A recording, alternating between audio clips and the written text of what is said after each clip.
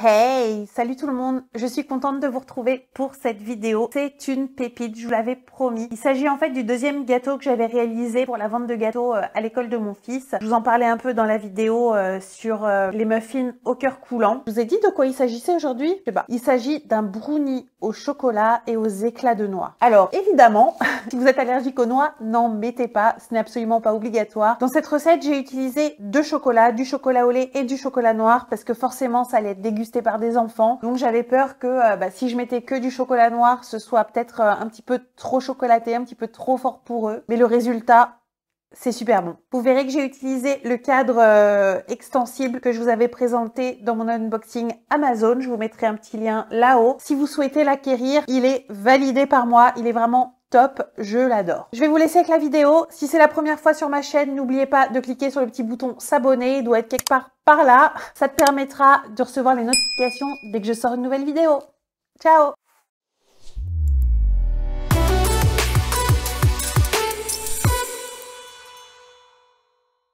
Je vous mets les ingrédients ici, mais évidemment, c'est pas la peine de noter puisque vous retrouverez tout dans la barre d'infos. On commence par peser et préparer tous les ingrédients.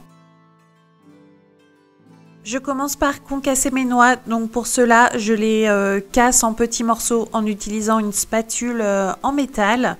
Je trouve ça plus facile qu'avec un couteau qui risque tout simplement de couper le sachet. Je les coupe en tout petits morceaux parce qu'il ne faut pas oublier que c'est pour des enfants, dont des maternelles, donc je voulais vraiment de tout petits morceaux. J'ai utilisé deux types de chocolat. Je mélange les chocolats et le beurre que j'ai fait fondre au micro-ondes, donc toujours par tranche de 30 secondes pour éviter de faire brûler le chocolat.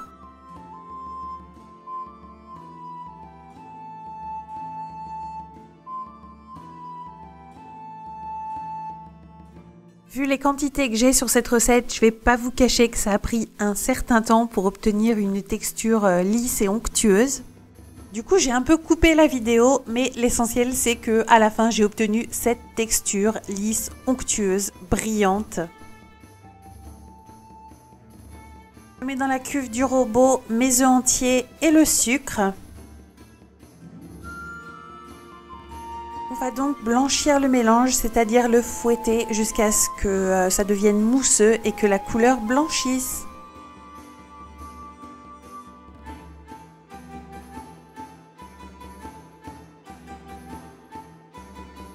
Pour la suite, on va avoir besoin de la feuille.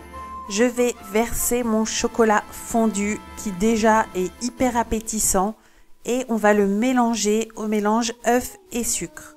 J'ai dû le mélanger en deux fois parce que j'avais de telles quantités que c'était impossible de tout verser.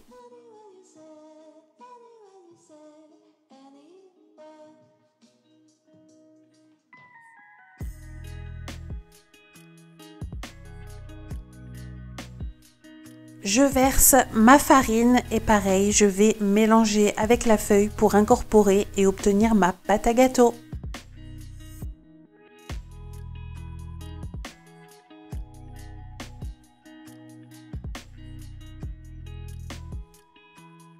Je verse une partie des noix et je garde la deuxième partie pour décorer mon gâteau par la suite.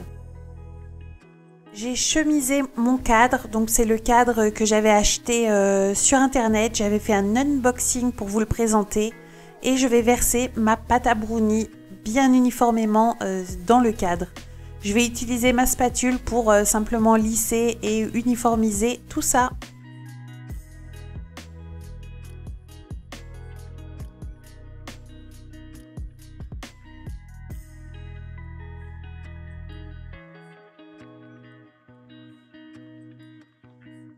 J'utilise le restant de mes cerneaux de noix concassés pour parsemer le gâteau et le décorer. Vu que c'est pour l'école, ça permet aussi de voir de visu les allergènes possibles.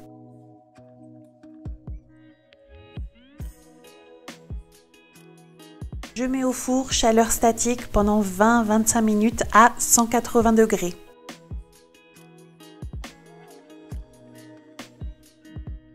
À la sortie du four, l'intérieur sera bien moelleux. Je vous conseille donc d'attendre le refroidissement complet avant de démouler.